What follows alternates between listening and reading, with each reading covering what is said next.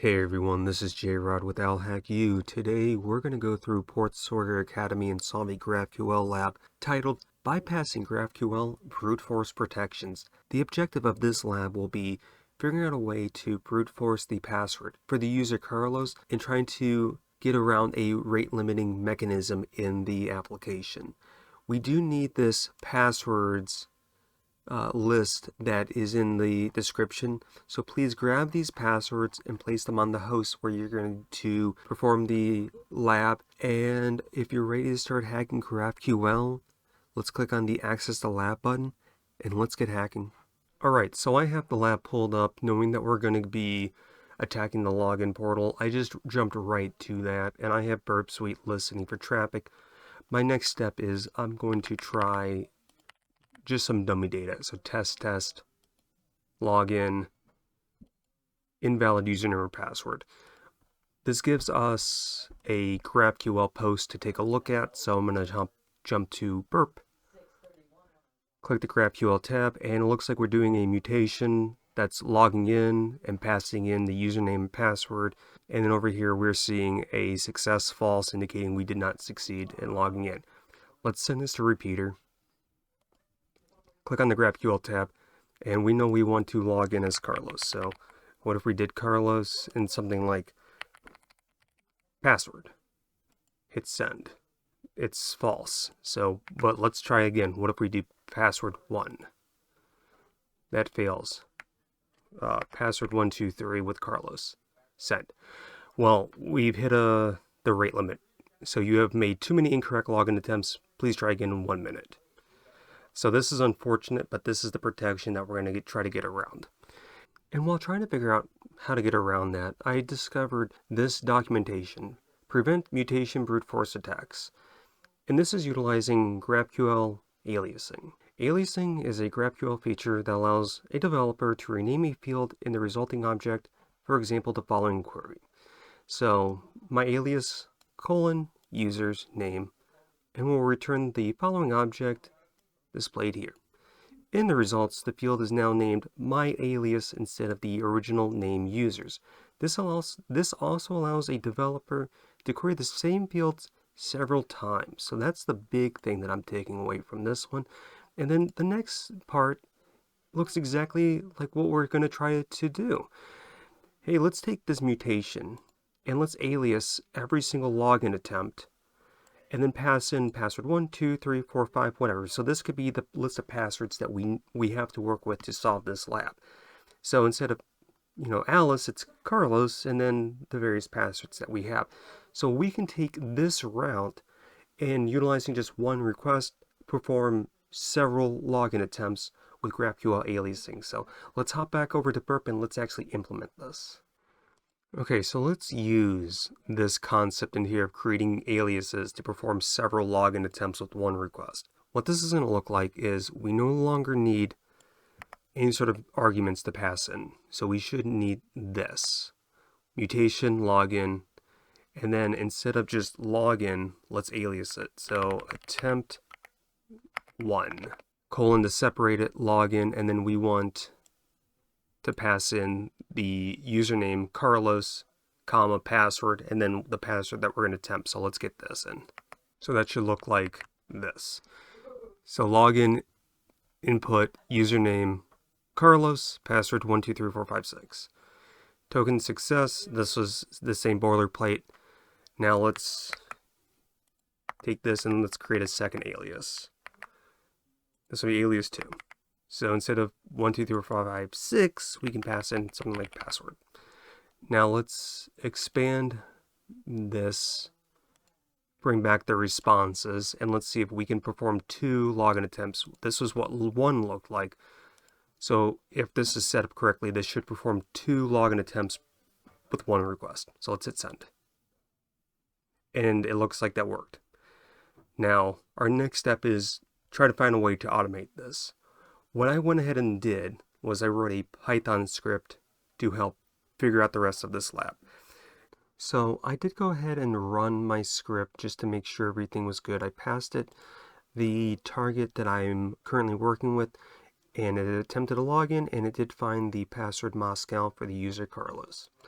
So let's kind of look at the top and work our way through this script, and I'll explain what it does. So line 1 and line 2, we're importing request and sys, two libraries that I utilize to help solve this lab to make HTTP requests and to pass in arguments to this script.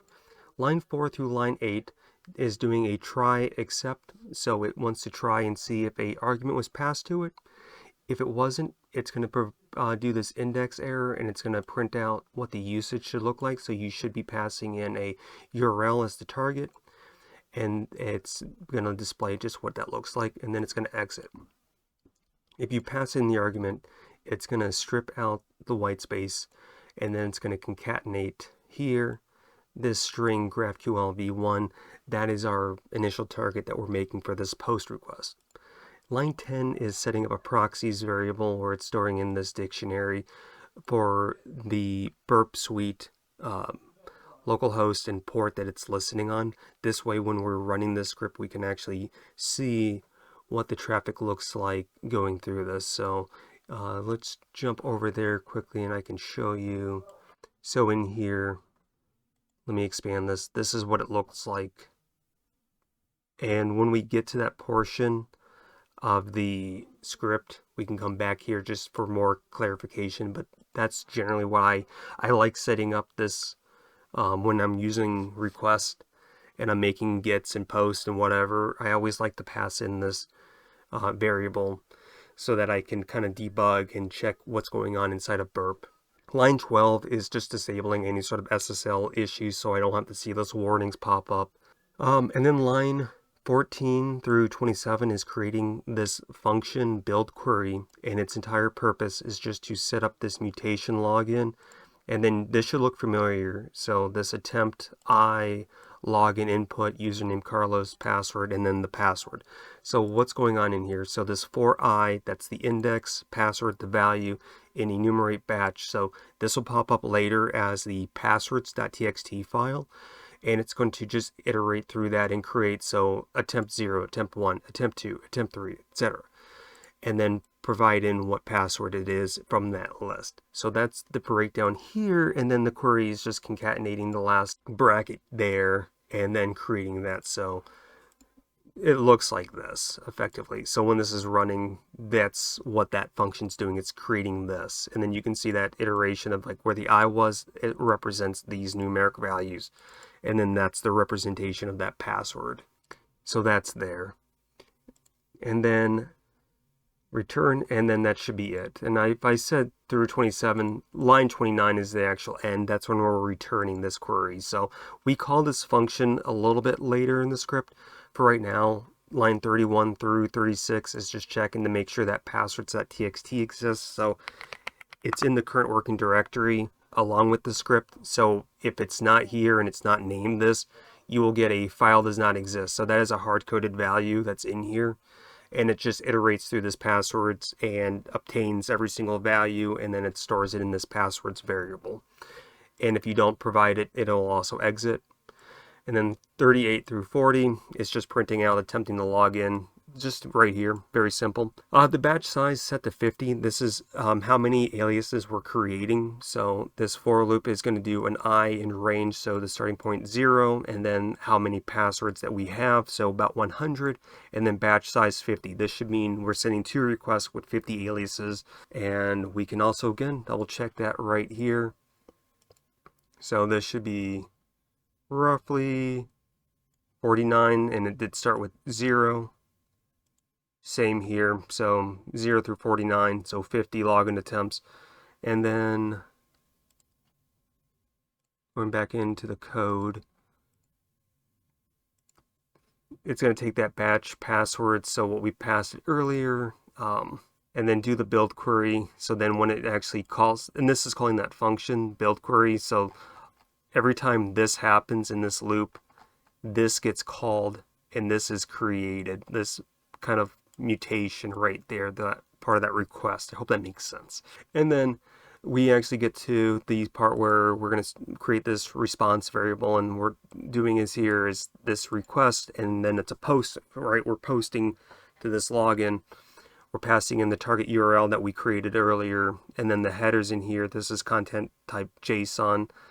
this JSON program in this payload, which is effectively just this content in here, running that, and then that's what's going on. And then here's that proxy. So this is optional, but this is what's making it go into Burp Suite, so I can do debugging. If there's a problem or I need visual, this helps me see it. I'm a visual person, so I always try to include this proxies equal proxies, which was listed up right here.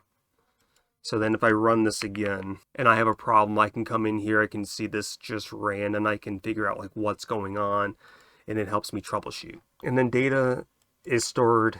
They were taking this response and then running .json to convert it to actually JSON format.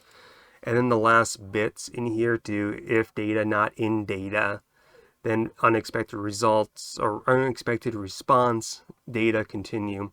And then the kind of the meat of this is for index, password, and enumerate. I really love the enumerate function. We're going to go through the results, put that in the variable, and it's going to be the data, get attempt, that index, so that numeric. We want to see if it's success in here.